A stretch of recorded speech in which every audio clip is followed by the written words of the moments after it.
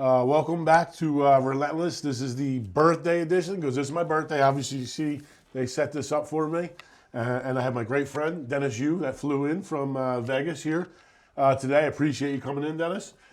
He's the owner of Blitz Metrics, SEO guru, flies around the country and actually the world and speaks at different events about a whole bunch of different digital marketing and things I had no clue before I met Dennis. So, Dennis, thank you for being here. Happy birthday. You look great for 41. That's it. That's it. I'm trying to age backwards. This will be my last birthday. There'll be no more birthdays after this.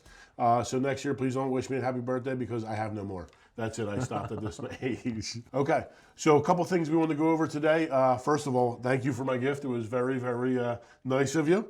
I appreciate that. It means more to me than a lot of things that I have going on. And I'm looking forward to getting things up and running with that. So I guess, let's go over how we met online on Facebook. I reached out to you. You got right back to me. Even before that, I read over. You had like a free VA, almost like a course. It is a course. And reading that course, it was like I learned the culture better. It was able to, make me more aware of how to be able to talk and function and understand the whole vibe. And I actually met a phenomenal VA. She's been working with us for a long time now. I really care about her. She's very empathetic. She's always saying when she thinks I'm mad, I'm not mad. I'm just we're working on things. And she's always like, I'm sorry. I'm like, never say you're sorry. Just tell me, hey, what we're going to do to make sure that next time that this is that much better. Yeah. So I guess we'll start with VAs. VAs are something you're definitely an expert in. What can you tell me if I'm a new business owner trying to get involved with VAs, and especially with you? What would you be looking for if I was a new owner and I want my first VA? Where would you look to put that VA, that virtual assistant? Well, I'd start by looking at your average day. Most people never really track their time. And you'll find, like I'd say, what percent of your time is doing something that is repetitive, that really is not the best use of your time? Or saying the same thing over and over again, or administrative things, or secretarial kinds of things. Sure. So I already know emails, phone calls.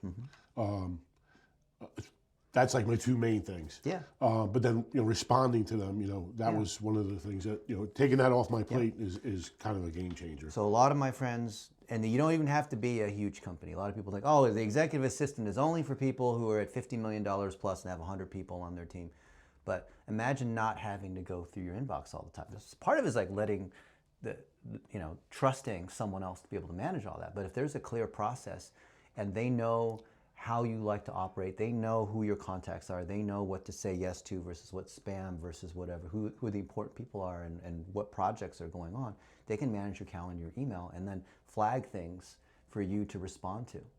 Or maybe you have canned responses, like maybe people want to reach out to invite you to their podcast.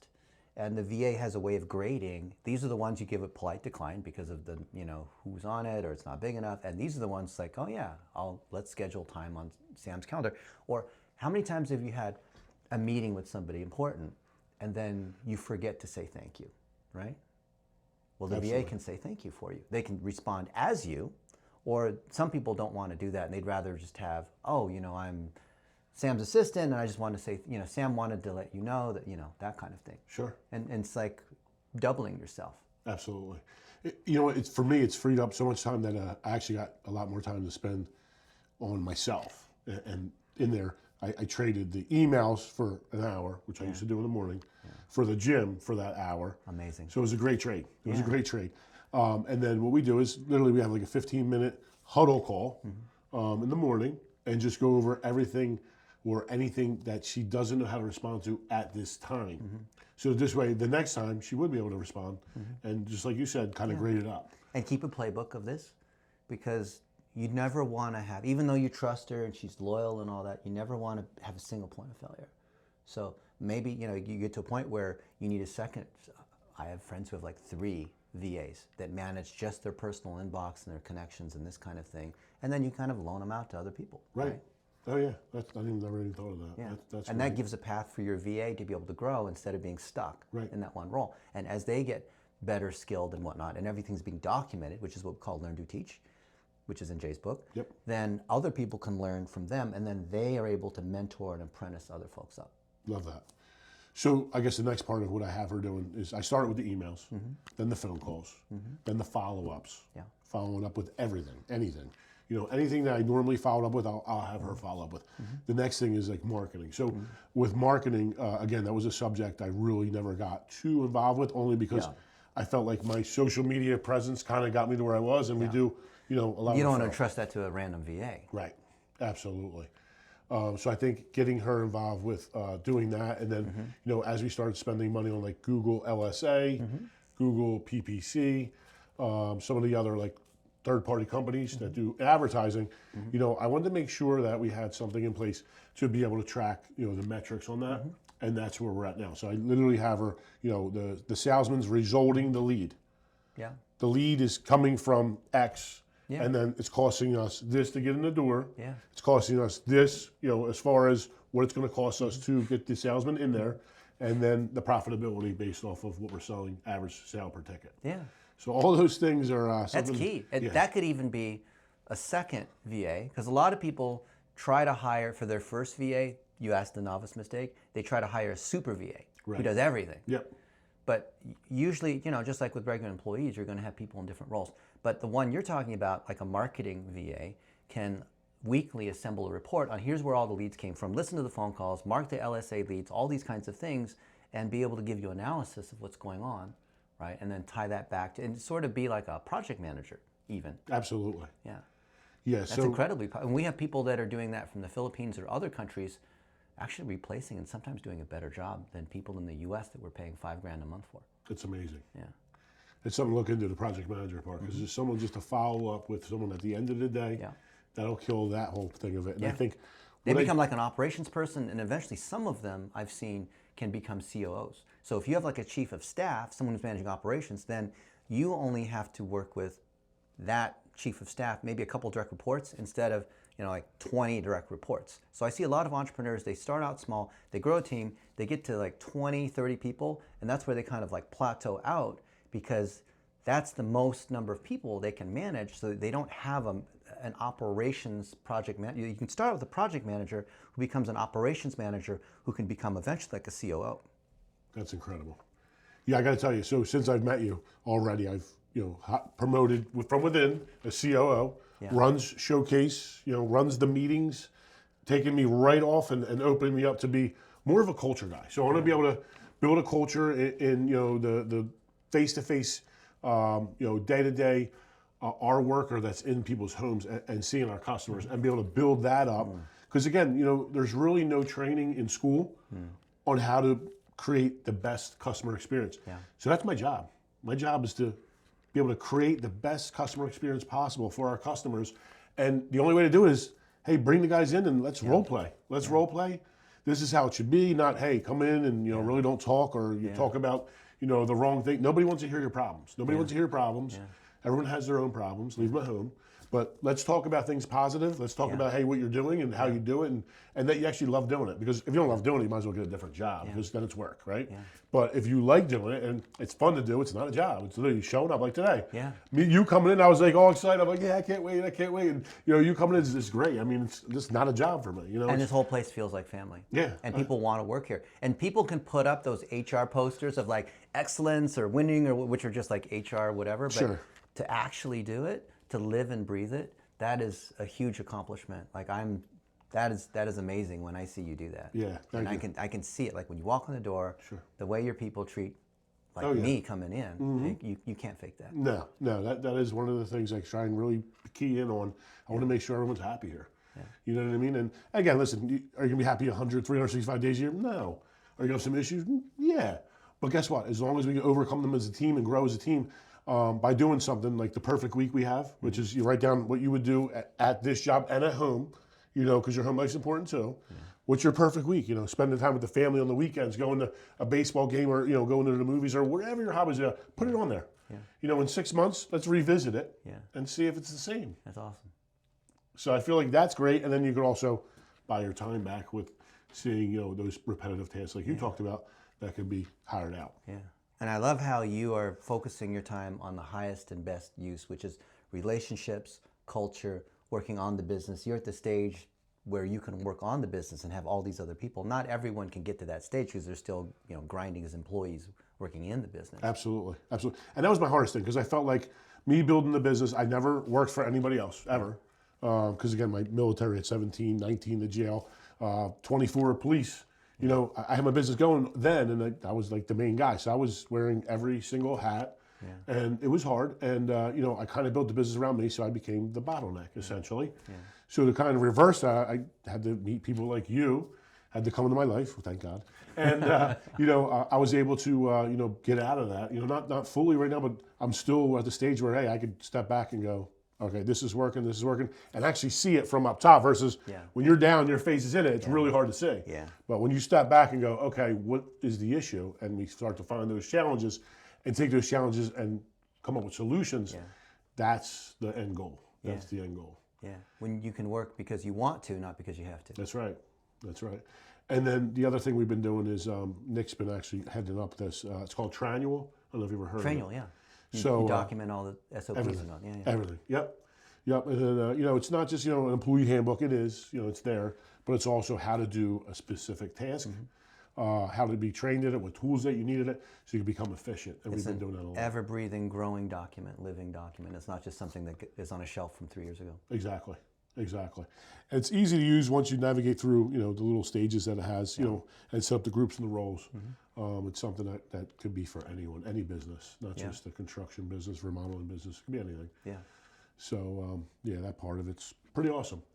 So let's talk about the. You're known for the $1 a day. You're the $1 a day. Let's talk about a little bit on that. We'll touch on that only because that's you definitely put it out there and you branded yourself with that, and let's kind of go over how that works. So $1 a day is an amplifier of anything good that you have. Think of it as like you put something in the machine and then you get 5 times more of it, right? So if you put $1 in, you get $5 out. If you put a piece of poop in, you get like 5 turds out. Yeah. So a lot of people will say like, I've seen you do $1 a day for Nike or Starbucks or some of these like guys who have thousands of locations. It won't work for me because I'm a small plumber or roofer or whatnot.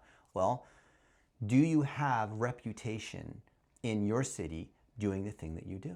So if it's Nick Mateo and he's actually provably done color grading, because I know he's watching this, color grading this, and he's done it for some of these indie films and some people that are well known, he showed us the reel of all that, then how do we multiply that? And on Facebook and Google and YouTube and Instagram and TikTok and LinkedIn and all that, those are all pay to play. It's free for us as users because it's paid for by advertisers. Sure. And that's just, people get mad about that, but that's how the game is. So if you've remodeled the house of the coach of the Philadelphia Eagles, or you have something that's worthwhile that you would love to do 10 times more of that same kind of ideal customer, same kind of job, whatever, then take that experience, that story, put it on all the different networks, put it out there for $1 a day, and now the system will go find other people just like people in that story. So we were talking earlier, like on Amazon, you buy this product and then it says, oh, here's other things, Sam, you might like to buy. Netflix, you watch this movie, here's all the other things that you might want to watch this movie, and it's pretty good. Like Spotify, listen to this song, oh, you might like this song too. They're very, Okay, and that's how social networks work. And TikTok is arguably the best at it, right? You watch this one, now all of a sudden you're in the hole watching all these things, absolutely. Right? Well, why don't you use that algorithm to your advantage? Most people fail at $1 a day because A, they don't know, but B, they don't have something reputable. When I look at your Instagram and I look at your socials, there's a ton of reputation. You're there in intimate personal moments celebrating with people who are well known, and that's what causes, so most people think of this as like word of mouth or reputation or having a lot of good Google reviews, and all that is true, right? But think of the digital angle of that, where all the things that build word of mouth and reputation and people talking about you, why don't we digitally amplify that? And that's all $1 a day is. It's not a magic technique, it's not some hack, it's not something that only works on Twitter or Facebook, or it works on every single channel if you have the right ingredients, and then you let the algorithm be able to find other people just like that ideal customer. If your social media is like kittens and babies and pictures of your food, then the algorithm's like, what should I show? It's confused on who you are, right? So $1 a day is not going to solve that because you have a structural problem. Sure. Oh, yeah. Yeah, so what I definitely learned from you, and I actually put it into action, was taking the videos that I've done with the customers, and it did well already organically, I guess you would call it, on like Facebook or Instagram, or even TikTok, and say, okay, those are the ones I'm going to promote. And the engagement I got back from that per dollar far surpassed anything I did on my own with creating an ad on Facebook as far as the paid ads. Because it's not seen as an ad, either by the algorithm or by the audience, because you're sharing a story, you know, where you're with this football player or whatnot, and then the algorithm's like, okay, how do I find other people that might enjoy that particular story? It's amazing. So technically it's advertising, but I think of it as like social postage, right? So you have something interesting and you're putting a stamp on it to FedEx or whatever it is, and it's just finding more people like that. And so it's not because of the $1 technique or me, or like a lot of people. I can brew a Keurig just as well as you can. You know, you put the pot in, you press the button, and it'll brew the coffee, right? Yep, can I brew a Keurig better than you can? You can press the button just, even though I've spent $1 billion doing this, I can press the button, brewing just as well as you can, because the power is in the algorithm doing the work and the ingredients. If your ingredients are good, dollar a day all night long. So I'd say, what is the practical thing? What is working in your business? What channel is it? Is it LinkedIn? Is it referrals from other painting contractors? Is it the 4-H, Rotary Club? I don't know. What is the thing that's working for you? You have certain relationships because of that one key customer. You get all the other customers. You speak at a conference. whatever it might be.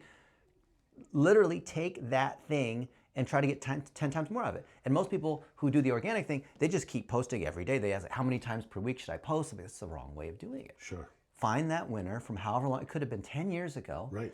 Put $1 a day against it and let it continue to work for you. Absolutely. Absolutely.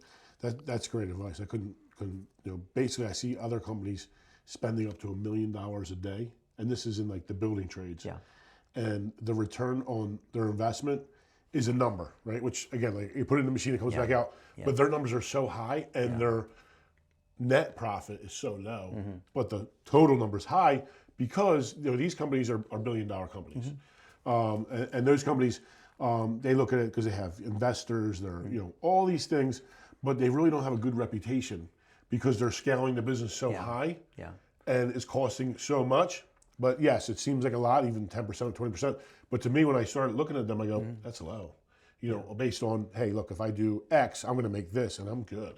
If you're a little guy, you're less than $10 million a year, this is actually an advantage because the bigger guys, their reputation's not as good. It's harder for them to collect stories. They have to go through multiple levels of bureaucracy and approvals and whatever to do anything. Their employees are not as committed because there's thousands of people working at the company. Like we did stuff for Ashley Furniture, which is the world's largest furniture retailer, and we had to fight so many internal corporate battles just to get our $1 a day thing working with a few stores that was succeeding. Then the other stores wanted to do it only after the first stores were, it's just like, we spent all this time fighting all this stuff. But for the little guys who have only 1 or 2 locations, it's to your advantage because if you have great reviews, if your staff really cares, if they show up on time and all that kind of stuff, you will beat the big boys. So the Home Depots or whatever, those guys, Milestone Electric, whoever these big guys are, they're competing nationally and you're only having to compete in your neighborhood. You're better connected in your neighborhood, you do a better job, you have local signal. So it's very easy to win as a local service business against the big boys. Yeah, absolutely. Even if they have the huge money gun. Yep.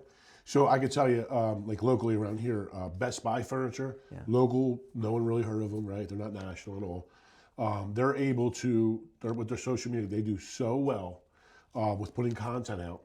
And the back-end experience of purchasing through them, which I've done tons and tons of, houses that had fires, we do the rebuild, or the motel I bought down in North Wildwood. I called him on the phone. I've never even been there. Half the time I don't even go there. He sends me pictures. I say, yep, do it. It's always 20 or 30% less than Ashley. Even if you go to Ashley, you get your best price, bring it to him. He's going to beat it.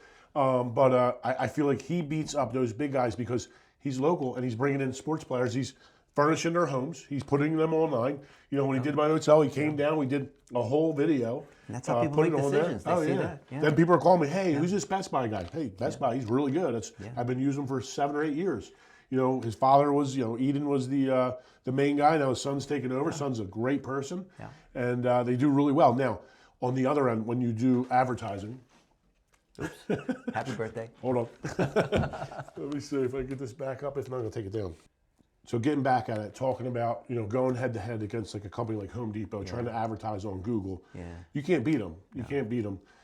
So I figure my whole life, if everyone's going right, I'm going left. And I'm going to find that path to be able to get down there, do what I need to do, get what I need to get. And sometimes when you have no money, you do what you have to do. Like before, I first started, I had business cards. They cost nothing, right? But when that's all you have, that's what you have. I would go into like Home Depot, and I'd put my business card in the tile box. That's right. And then this way, when the homeowner came home, their husband, because Home Depot has a bunch of do-it-yourselfers, they couldn't do it. They go, "Oh, I found your card. Oh, really? I wonder who put it in there. Me, me." So yeah. And just a couple little things to try and have a little bit of an edge. Yeah. And all you have to do is take a portion of what's out there, and you'll be successful every single time. Yeah, it's amazing little things. Like last night, I had dinner with my friend Bob and Julia Prout. They run a funeral home in Verona, New Jersey, and they're expanding. They're buying the neighboring funeral home, and they have a dog, Morris, who's just, because a funeral is kind of a somber kind of thing, and so when the dog is there, the kids open up. It just changes the tone. When everyone wants to pet the dog, now the dog is a local celebrity in town. People want to take pictures with the dog, and they're promoting stories of the dog, and the dog, at the library, helping these kids read and whatnot, and that's actually driving the business. That's awesome. Because when people see Morris, they associate that with Prout, the funeral home.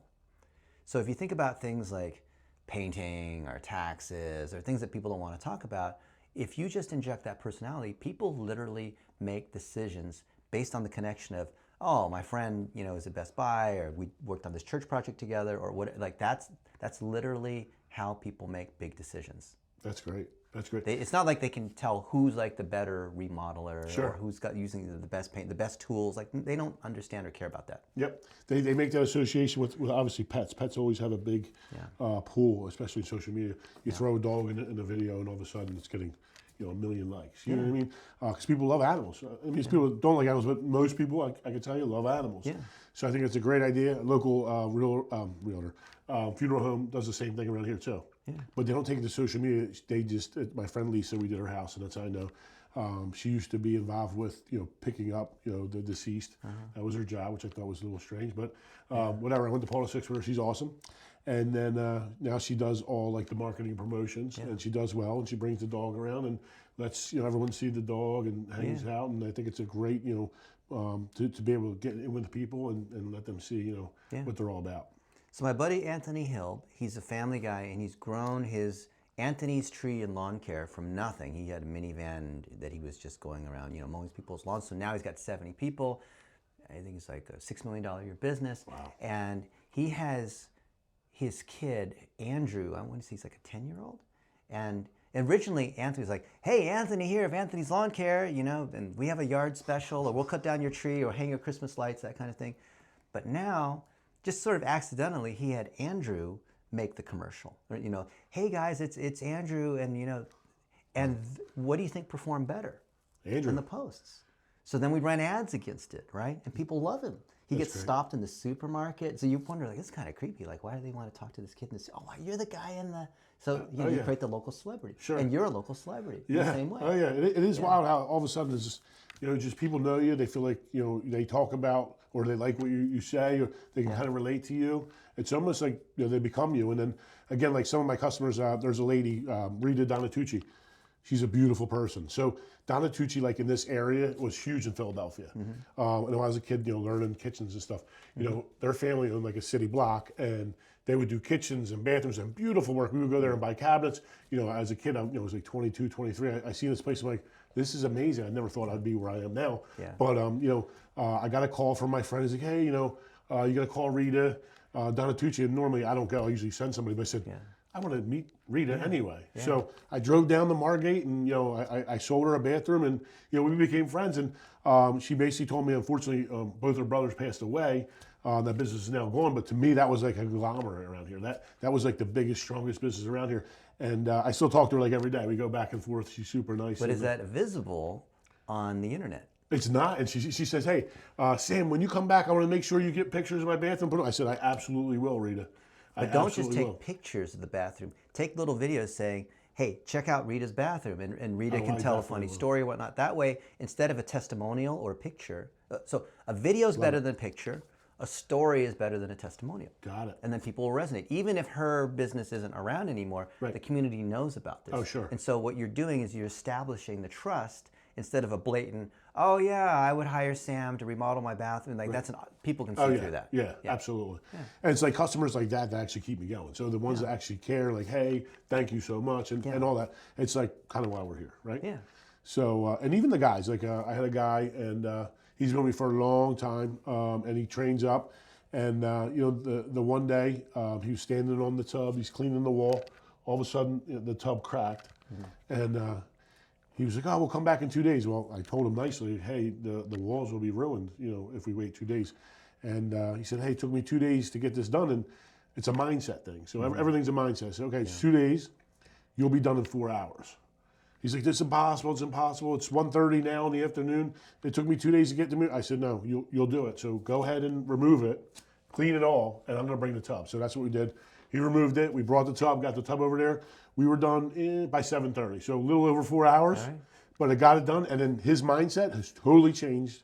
It was like a breakthrough, kind of like, you know, the runner. I know you're a runner, right? Cross country. I think years and years ago, I couldn't tell you the year. I don't want to quote anything, but you know, doctors had talked about there couldn't be a 4-minute mile. Yeah. And they said it's impossible. That's the body right. can't do it. Never be done. And then all of a sudden, one day, someone just broke out and did the 4-minute mile. Roger right? Bannister. Is that- Next yeah, Roger week, Bannister. like 8 more guys broke it. It's Yeah, amazing. the So mindset, it's yeah. again, I tell everyone, hey, if you think you can't, you're not going to do it. But if you think you can, you will. Yeah. Right? You got to give yourself that. Hey, I'm going to do it. Get in there and do it, and just run with it. Well, I never broke a 4-minute mile. I ran a 4:07. And That's impressive. that was faster, and it's still faster than the current women's world record, which I think is 4:13. 4 minutes, unbelievable. I'm even If my, I decided, don't cancel me, but if I decided to be a woman, I would win all the gold medals. 4 minutes, phenomenally fast. Phenomenal. Were you cross country or Cross country and cross track. country? Okay, Yeah. yeah. Did you ever do a marathon? Never really got I've involved. done many marathons. Really? Okay. Yeah, 2.5 hours. That's awesome. So I feel like that again is a mindset. It When is. you're running through, you're telling yourself, hey, I have to get through. I don't know how many miles. Is it 26.2, yeah. 385 yeah. yards, yeah. That's unbelievable. Yeah. Well, tell me about that. Like, what was your whole scenario? Like going in, like, hey, how was your training? Like, did you do like sprint, walk, Well, jog? you have to layer it. So you have your base training. So you're running 100+ miles per week, just so you have the basic endurance. You're working different systems, energy systems. So then there's right before your anaerobic. So being able to run at threshold, which might, you know, right before you're like out of breath. So maybe that's like a 5:30, 5:40 mile. And then there's anaerobic where you're For you, sprinting. and that's 5:40 working for on the you. strength, For me, right? I'd be on So the table dead. the key with the marathon is you want to run right up to the point where you're almost out of breath, which is kind of like redlining your car. And you got to hold it there for 26 miles, which is just over 2 hours, right? So what you have to do in training is you have to be able to run 20 miles at a slightly lower pace and be able to do that comfortably. And then, you know, in a race, you can make it to 26. Right. Right. So psychologically, and I've run a lot of marathons, it really is a mental game. You break it into 3 runs. So you're just like, okay, I'm just out for a 10-mile tempo run. And it's fine. You just kind of relax into it, just sort of like fall asleep, just nice and smooth. Don't burn any energy, right? Take the turns. You have to cut the corners on the turns because that's how the races are measured, things like that. There's all sorts of little tricks like that. And then you get to the second 10 miles, which is really not that hard. Right. And then at that point, you forget that you've run 20 miles. Because if you're counting the miles, you're like, I'm at mile 12, I'm at mile 13. Oh, there's still another 13 miles to go, there's 12 miles to go. Like if you do that, you are mentally screwed, right? But once you hit mile 20, because you break it into chunks. Sure. Once you finish your second 10-mile run, you're feeling okay, you're a little tired, but then you're like, okay, I only have to finish a 10K, which is 6.2 miles. Hey, I can hold on for a 10K, right? I might slow down a little bit, right? And so that's the mindset you have to have. So Because if you're 3 miles in, you're like, oh, I still got 23 miles That's to right. go. Then you're That's right. cooked at that point. I love that you said that. I never even thought of that. But if you take that into doing anything you're doing in business, it's the same thing.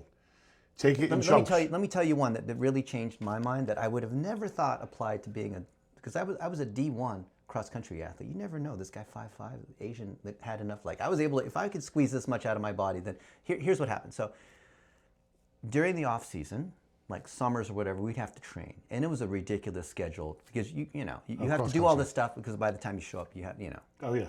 So I didn't want to wake up at 6 in the morning, because I was tired from the night before. So I'm like, oh, I just want to sleep in. It's warm. It's cold outside. It's nice and warm under the covers. Right, right. So here's the trick I would use. I'd say, okay, if I put on my running shoes and step out the door and run down the block, just like 3 or 4 houses down the block, 20 seconds down the block, then I give myself permission, if I wanted to turn right back around and hop back in my bed.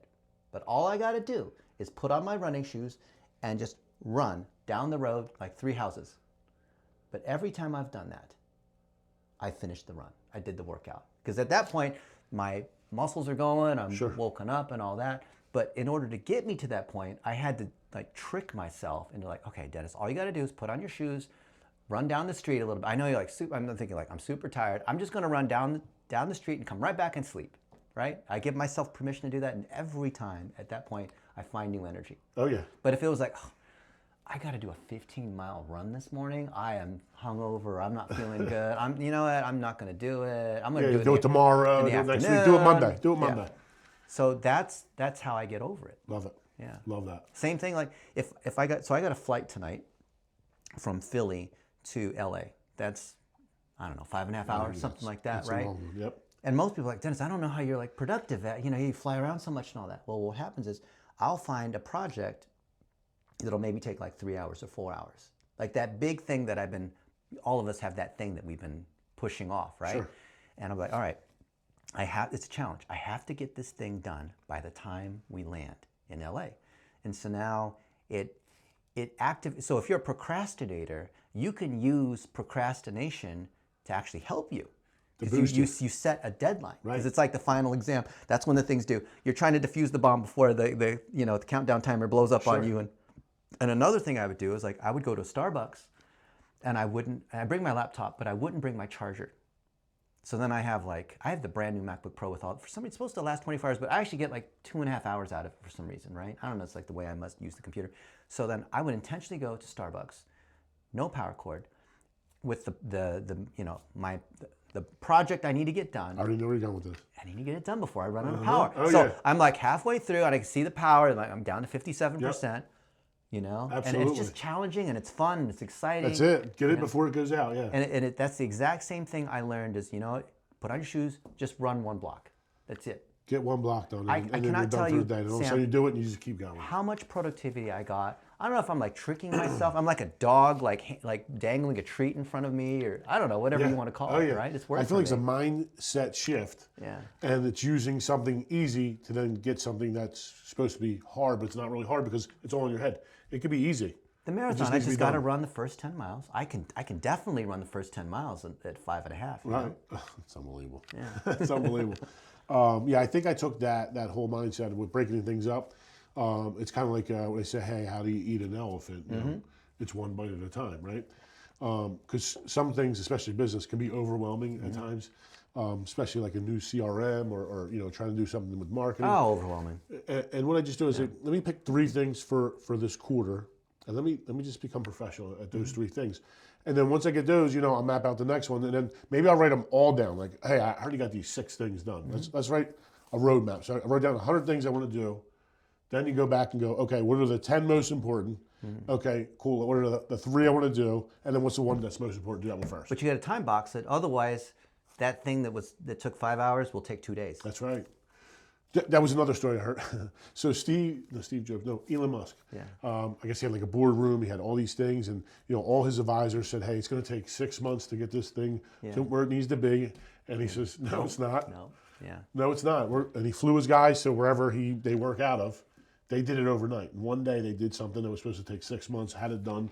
And again, mindset. Like, hey, we're going to get this done. We're going to not stop until we go. And I feel like even the business when I first started, that was my whole day. I'm like, hey, I'm getting everything done today. Like, I know it's supposed to take a week or 2 weeks.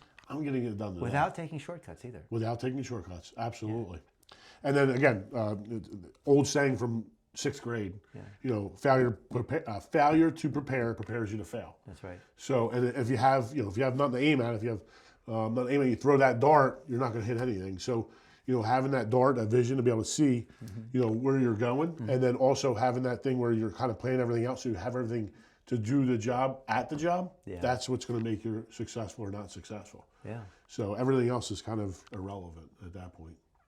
It's how winners get stuff done. That should be like the title of this podcast Yeah, episode. I like that. The winner's way. The winner's way.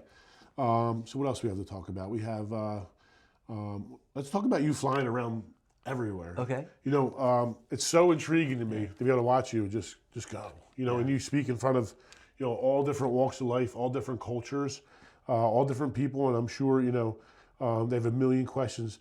What drives you with that? Because I feel like you're very passionate about helping people. I mean, helping me. Oh, you help me tremendously. How do you feel? Like, is that your passion? Is that what it is that drives you? Because I feel like it might be part of it. It's mentorship. And the thing that gave me my start was the CEO of American Airlines became my mentor and opened up all these doors for me. And I've always wanted to find a way to pay that back. Yep. And I also have kind of hated on the school system. I'm not saying don't go to college or things like that, but I wanted to create a model where young adults like I was back then could find, just like in the trades, you know, the apprentice model. Sure. How come that doesn't exist for white collar? Right. Why not create that? And there's a lot of people like you and me that can train up other people because we have competently done that thing. And I just want to spread that out there. I'm sort of like a smart aleck where I would just love to drain the swamp of all the idiots out there. Oh, yeah. I'd love to turn the light on in the dark room where everyone's doing whatever they're doing. Oh, Like, yeah. see, I caught you. That's it. Right? That's it. And so I just love doing it because I feel like in the world of all the Ouija boards and witch doctors and witchcraft or whatever, I'm one of the only ones with like an actual MRI, actual machinery, stethoscope, scale. Step on the scale. Don't tell me you're skinny. Step on the scale. Let's see what the scale says. Right. And Absolutely. that's a fact. Oh, Right? yeah. That's why I love math. I'm Asian. I'm good at math. You don't want to challenge me on that, right? And so I've been going around and training up a ton of these young adults, especially ones that are, you know, they're going to take the family business. Sure. Right? Like in the funeral homes or, you know, I can name all these other business owners where they're passing it down to their children. And I just love seeing that. And then they're hiring their other friends and it's creating this apprenticeship economy. Absolutely. And the more I see, the more fun that is. And I feel like I'm the soccer coach kind of, and I live vicariously. I feel like these are all my kids. You know, I just love seeing them win. Absolutely, absolutely. Yeah. So for me, I think posting positivity, you know, on social media, has been something that I like to do. I feel like it's great. Like we pass it in like one of the local groups, and they're like, "Hey, what is it that you're selling?" The guy literally said, "What is it you're selling?" He was going to say something negative. I said, "Selling nothing. I need nothing. You see, it's my personal page. I could care less. What I'm giving is positivity, community. Positivity breeds positivity, and that's what we need here. Not a bunch of people complaining about, you know, this guy parked in front of your house or this guy's dogs barking at nighttime. I don't want to hear that. I want to hear something positive. Let's hear something positive. And he came back positive. He's like, "Oh, that's amazing. You know, how can I help? Whatever." And that's kind of what, you know, life is about. It's kind of like, hey, if you have energy and you breathe energy, people around you are going to see energy, and it can work negatively too. Yeah. Unfortunately, you know, someone's down and someone's negative, you know, that starts to bring the team down negative. But you need that person that's going to push through, break through, and be able to push everyone to be positive. Yeah. So that's another thing I think in business and life, you know, it doesn't matter. Yeah. You need to be positive no matter what. And sometimes you have to be in person with these people to get that vibe because you're not going to get that on Zoom. So I just love meeting people in person. I know I'm supposed to be like this digital marketing person, but I'm super old fashioned. I love meeting people in person. I will take the extra effort to hop on a plane to fly out and see you. Yeah. Because it doesn't cost me any time because I'm working during that flight. I'm working in the Uber ride over here. Absolutely. Right? I think it was a 2-hour Uber ride to get to where I didn't. I mean, Today's traffic was crazy. I put in the address. I'm like, oh, it's 2 hours. Okay. Well, it doesn't matter because I'm just working. That's right. And I'm not losing any time. No. I say the same thing. You know, you could be sitting home doing nothing, or you could be sitting home working on what you love doing. Yeah. And I'd rather be doing that every single day. Yeah. So, you know, It for gives me energy being around people like you. Yeah, me too. Me too. I was pumped up today. I was all kind of pumped up, and I'll stay pumped up. And that vibe just keeps it going. Yeah. And then you start to pass it off to other people. Yeah. Therefore, my mission statement this year. So I changed my whole mission statement. I never really had a mission statement because I didn't really understand it. It wasn't until years later when I go, oh, you're supposed to have a mission statement. You're supposed to have a vision. You're supposed to have all these things. And there's no real school for that. You don't go to, you know, I went to Paul VI Catholic school. I went to Cambridge County, didn't really make it far. But, you know, I think learning, you know, about people who've done it and do it and reading some books and stuff, and just going to different courses, I wanted something simple. And I told Jay this too. I was in the Corrections Academy. We had this thing where we had to memorize. It was huge. So it was excuses are the tools of the incompetent, which builds monuments of nothingness. And those of us who specialize in their usage were seldom capable of anything else. Now, every time we walked in, that was the first thing we had to say. So that thing stuck with me since I was 19 years old. Wow. So now when I brought the team in, we do our Tuesday L10 meeting, for traction. Yep. I told them, hey, I got a new mission statement, and I started shouting out the excuses. Yeah. And they're like, we're not going to remember that. I said, I'm kidding, guys. I did that, back in the day, at the Corrections Academy. I have something that's way more powerful, way more special, and you'll be able to learn right from here. We'll memorize it. And that's get it and give it. So that's our mission statement for Showcase Remodels. Get it, give it. So, and that could be here at work, or it could be at home. You don't necessarily have to have it anywhere in particular, but that's what it's about. It's about, hey, you get it, you earn it, you learn it, you give it to somebody else. Yeah. And that's what it's all about. We have a variation on that. We call that learn, do, teach, which is one of my favorite principles. Because you can't teach something that you yourself haven't done. You can't mentor them because if they're in, they struggle, you don't have the skill to do it. Then, So the idea of learn, do, teach is you learn directly from a practitioner. You've done it enough times successfully under where the practitioner's kind of guiding you. Sure. And now you can be the mentor for others. Love that. Love that. It's how you multiply jobs, multiply anything, multiply yourself. Absolutely. Now I see a lot of, gurus we're called. Never really did it, but they're also training it like they did do it. They're trying to teach. They're skipping the learning and doing. So anytime I look at a guru who says, hey, here's the secret to making $1 million, I'm like, okay, show me the product. Show me, I want to see 50 students that have followed your thing and successfully done the thing. Absolutely. Yeah. Absolutely. You know why they're called gurus? No. Because they can't spell charlatan. That's so great. That's so great. I never heard that before. That's a good one. I got to save that one. I see a lot. And I see people following and trying to do what they're doing. I'm thinking, that's not working. Because you just see the guru talking about their own stuff and they're trying to sell you the thing. The guru, if you're actually good, you never have to sell your thing at all because you have so many people that are talking on your behalf. That's right. So if you only see the guru and you don't see the audience, then it's a guru. Absolutely. Yeah. Absolutely. And one is born every single day. I see it all the time. Yeah. What else we got? What's another good, we'll cut this one out, but what's another good topic to talk about? I think your reputation is what other people say about you. Okay. And a lot of people might be intimidated by you because they think this guy Sam's a celebrity. He lives in this house that looks like a mansion. He's got the sports cars and all that. But it wasn't ever about any of those things. I've seen how you operate with other people, and your business has grown because you are constantly elevating other people first. Right. And that's the exact opposite of the other social media people who think it's all about them and their lifestyle and how many followers they have. Sure. You've grown by doing the exact opposite. You've veered left when they veer right or whatever. Absolutely. Yeah. And I feel like, in that, I'm glad you brought that up.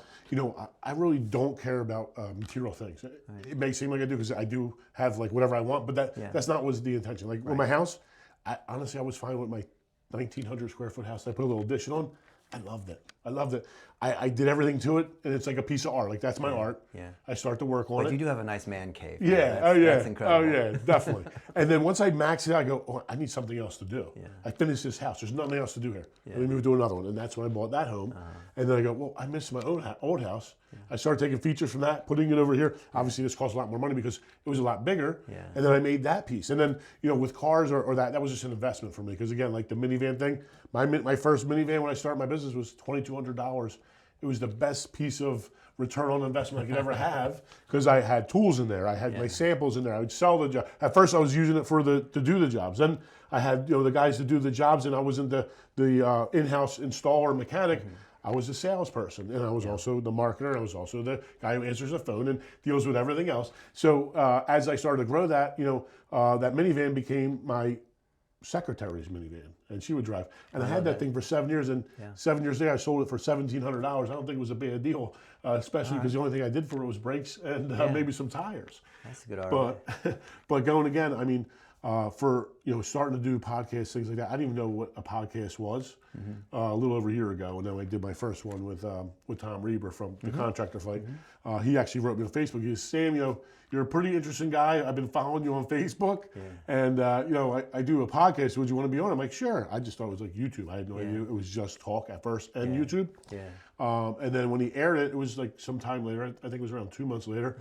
I got a message in my Facebook, and it was like, "Hey, I'm really inspired by everything that you said." And I'm like, well, my thing was like, "Hey, I want to hear it too.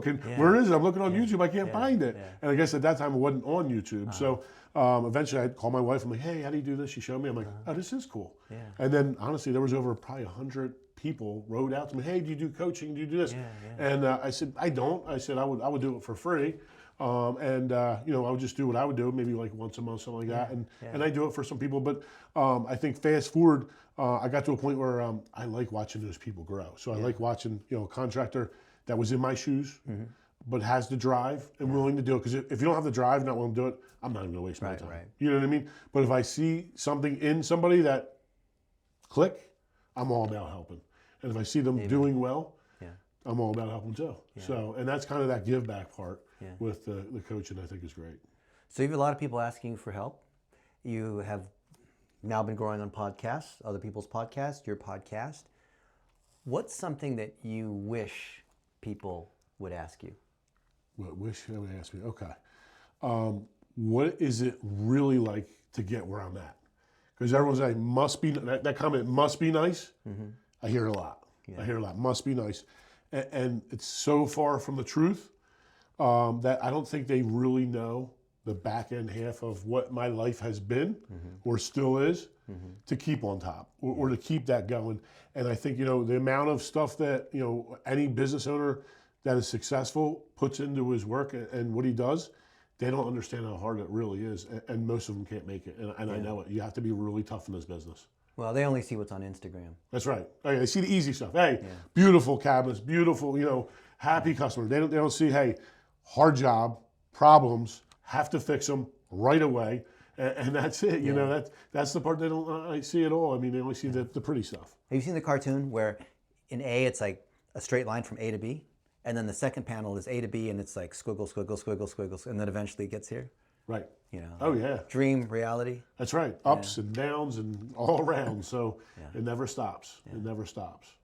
Especially business. You go. You have a regular job. You're making a salary. You're still able to clock out, and you're never clocking out when you're. Or at least I'm not. I never clock out. I think everyone that knows me personally knows I never stop. I never give up, and I keep going. How do you not burn out? Great question. So I think for me, I just had that mentality. I think growing up military, I joined 17.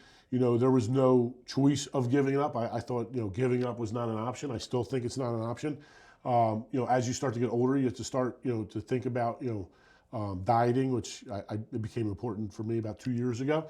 Also, investing in yourself and, investing, money and time and learning different things about your body and, also business and just being a good person, I think is important. And in addition to that, which I just instituted, I put in my closet, is one of those cold plunges. Oh, wow. So every day, after my workout, at least 6 days a week, I'll go into cold plunge, anywhere from between 4 and 5.5 minutes. And I feel like it's a refresh. How do you get yourself? I have trouble doing that because I'm tired. I don't want to, get in the cold plunge. Absolutely. So again, like you said, hey, if I can go in there for 15 seconds and I want to get out, I'm just going to get out. And what I do is once you're in, it's like, hey, I'm committed. Yeah. I'm committed. And then, honestly, the first 15 seconds you're trying to gasp for air because you're trying to smooth it out. And then once you got that, it's like, I got this. Yeah. It's like anything else in life. I got this. Just the next step. Oh, yeah. Alex Honnold, who I think is the only person to ever have free soloed El Capitan, right? He's one of the most famous climbers ever, right? You've seen, he does all the crazy stunts. Yes.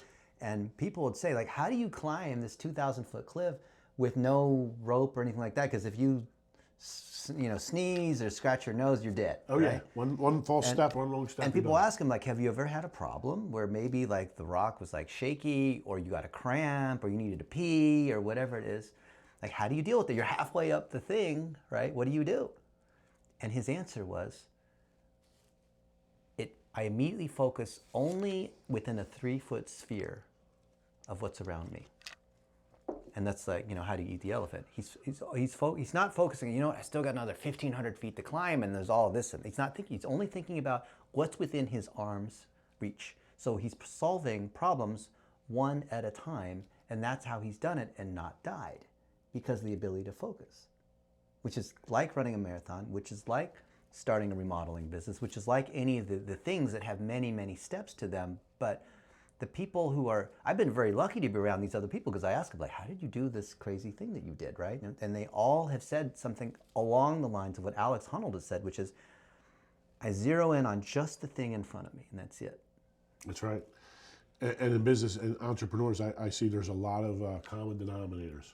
So a lot of people I bring in here almost say the same thing, but different, and it's kind of focused to whatever business that they run or program that they run, and it's all the same. So when you're in that entrepreneurial state and you want to learn how to do things, I feel like watching other people that have done it, that actual thing, or where you want to be, that's who you want to set up. But even in different fields, you see the commonalities. Absolutely, like you said. It's absolutely. Crazy. It really is amazing. So life is actually amazing. So, just to be here, have you here with me, and, the power of positivity, as soon as you come in, I get that whole jump, like, hey, positive guy through and through. And I love it. I love it. It's a great feeling. Yeah, for sure. That's awesome. So we're going to spread the positivity, because Nick is editing this. But then when this goes live on YouTube or Instagram or his website and all that, I'm going to put my own money for $1 a day to promote that against Tom Reber's audience, against your audience, against my audience, because the relevancy is super high, because they'll recognize somebody. Sure. And then that's spreading the positivity. Absolutely. And this builds all of our reputations. And then down the line, eventually, this will result in good karma for me. But it's not direct selling. And that's what I think is the difference between people who are kind of in the beginning stages, like under $1 million in their business, versus like over 10 million. Absolutely. You cross that because you have a stronger reputation. Correct. Through through who you're associated with. Love it. Absolutely. And then you brought up another good point, like the Tom Reaver. So I always thought the group was good, and I decided to fly out there and meet with everybody.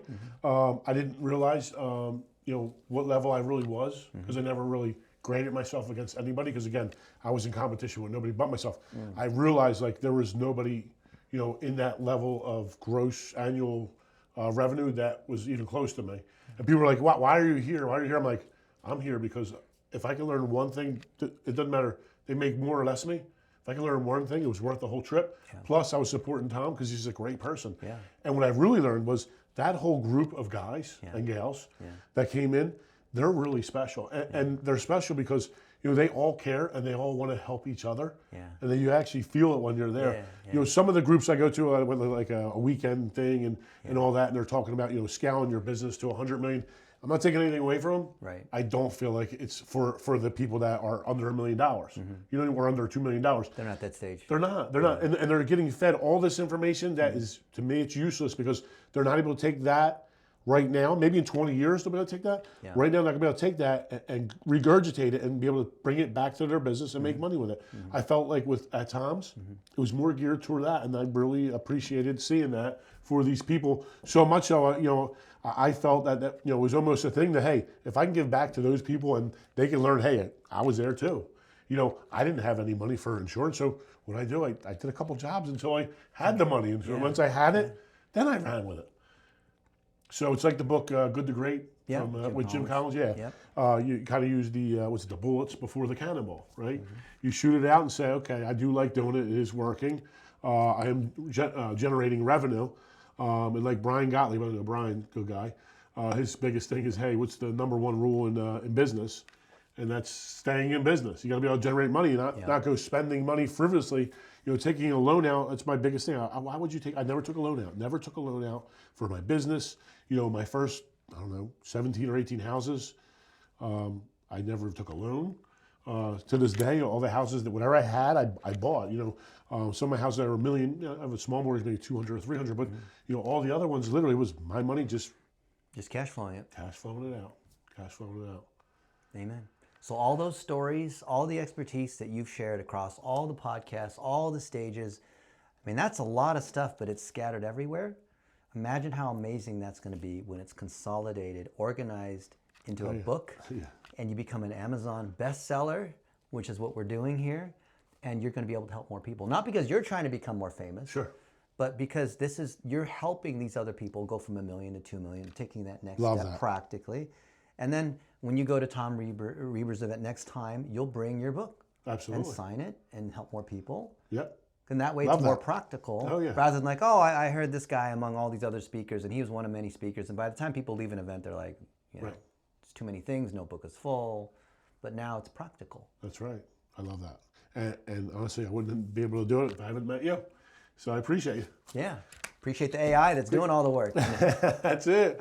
Appreciate Nick for processing and setting this whole thing up. Definitely. So in conclusion, I mean, I really appreciate you coming here today and spending time with me all day. It wasn't like an hour or two. We've been here all day at it. Eating the chocolate cake or the red velvet cake Red velvet, too, yeah, for for my birthday cake. I appreciate you joining. Thanks again. Yeah. Have a great day. Thank you, Sam. Yep. I look forward to Appreciate you seeing you guys. anytime. Thank you, guys.